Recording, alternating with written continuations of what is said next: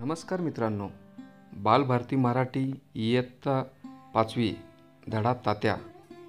तात्याला लोकांनी वेडा म्हटले ते योग्य नाही असे आता मला राहून राहून वाटते. मला वाटते तात्या हा निसर्गप्रेमी होता. तो वेडा नव्हता, अगर वेडसरही नव्हता. त्याने फक्त वेड्यासारखे निसर्गावर प्रेम केले. पण निसर्गावर प्रेम करण्याची कल्पना आमच्या गावी वेडगेपणाचीच ठरली. अर्थात तात्याला मात्र स्वतःला मिळालेल्या उपाधीचे कधीच काही वाटले नाही.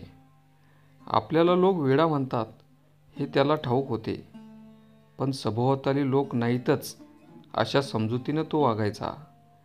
झाडाझुडपांच्या संगतीतच तो अधिक असायचा.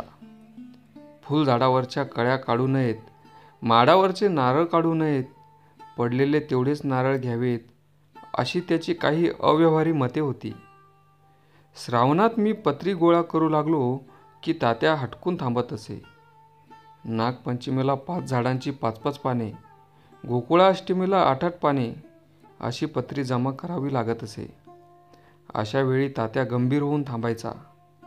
उजव्या हातातील काठी पाठीमागे टेकून तिच्यावर थोडासा रेलायचा आणि संतपणे आग्रही आवाजात म्हणायचा, "आपू, डोळे झाकून पत्री काढू नको, पानं मोजून घे. गावली म्हणून ओरबडू नको झाडं, दुखावतील रे ती. देवधर्मासाठी म्हणून थोडी पाने तू खुडावीत, पण ती निश्चित मोजून. एक पान फुकट जाता कामा नये." असा त्याचा कटाक्ष होता. पानामुळे झाडे श्वास घेतात सोडतात असाही एक शास्त्रीय सिद्धांत सांगून तो अंगाला वळसे देत पुढे चालू लागायचा. एकदा तर संतापाच्या भरात त्याने माझ्यावर काठीसुद्धा उगारली होती. मारली नाही म्हणून ठीक, नाहीतर हाताचे किंवा बरगडीचे हाड मोडले असते आणि त्यात त्याला काहीही वाटले नसते. हाड मोडले तर काय मोठेसे, झाड मोडले असते तर तो हळहळला असता. पण हे सारे व्हायला कारण काय, तो प्रसंग मला आठवतोय. एकदा सकाळी मी शेतातून चाललो होतो. शेतातल्या मेरेवर लाजरीच्या वेली होत्या. त्यावर लाथा मारीत मी पुढे पुढे चाललो होतो. लाजरीची पाने पटापट मिटत होती. ते पाहून मला गंमत वाटत होती. तेवढ्यात तात्याने मला कोठून पाहिले कोण जाणे. तो धावत आला आणि दोन्ही हातांनी काठी उगारून त्याने 2-4 शिव्या आसडल्या. झाले काय तेच मला कळले नाही. क्षणभर घाबरलो हे खरे, पण पळालो नाही. तात्याच्या तोंडाकडे टकमक पाहत राहिलो. तात्या धावला होता म्हणून त्याला दम लागला होता. झालं काय ओरडायला. मीही जरा दमात घेतले. "आपू, नको रे मुला लाजरीची नासाडी करू. अरे लाजाळू वनस्पती ती, तिचा नको असा छळ करू." लाजरीच्या वेलीवर लाथा मारल्यामुळे तिचा छळ कसा होतो ते मला कळले नाही, परंतु तात्यांचा कळवळलेला जीव पाहून मी सरद झालो आणि पुन्हा लाजरीवर लाथ न मारता रस्त्याने चालू लागलो. जादूगर, शाहीर, डोंबारी ही मंडळी गावोगावी नेहमीच पायी यायची आणि शाळेची सलगी करायची. मग शाळेतल्या प्रत्येक पोराकडून पैसा 2 पैसे वर्गणी काढून ₹1-1.5 जमला की शाळेच्या मुलासाठी एक खेळ व्हायचा. एकदा डोंबाऱ्यांचा असाच खेळ होता. डोंबाऱ्याचा खेळ म्हणजे सारे ठरलेले असायचे.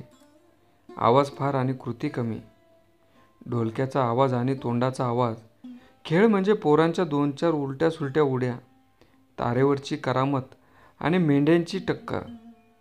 डोंबाऱ्यांच्या पोराच्या उलट्या सुलट्या उड्या झाल्या, मग डोंबाऱ्याच्या बायकोची तारेवरची कसरत सुरू झाली. तारेची एक टोक काठीला आणि दुसरे टोक झाडाच्या फांदीला बांधले होते. डोंबाऱ्याची बायको तोल सांभाळीत नुकतीच कुठे दोरीवरून चालत होती, त्यामुळे झाडाची फांदी थरथरत होती. तेवढ्यात तात्या हजर झाला. झाडाची फांदी थरथरत आहे हे पाहताच तात्या कळवळला.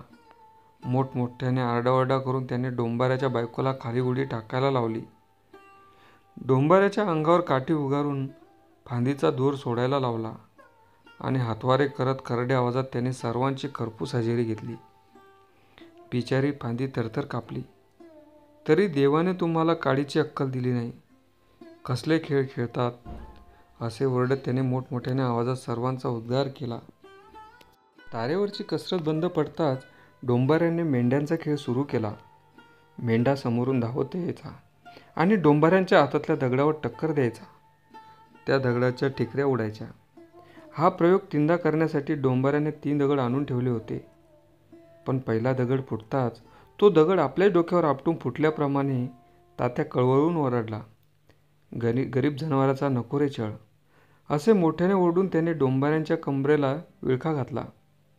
डोंबाऱ्याने हाती घेतलेला दुसरा दगड त्याला शेवटी खाली टाकावा लागला.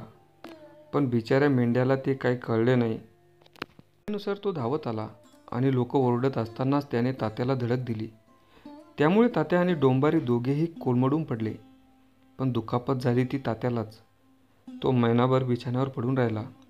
डोंबारी दुसऱ्या दिवशी आपल्या लवाजम्यानिशी दुसऱ्या गावी चालता झाला. त्यानंतर जवळजवळ महिनाभर गाव नुसता हसत होता. खोड्या तात्याची चेष्टा चालू होती.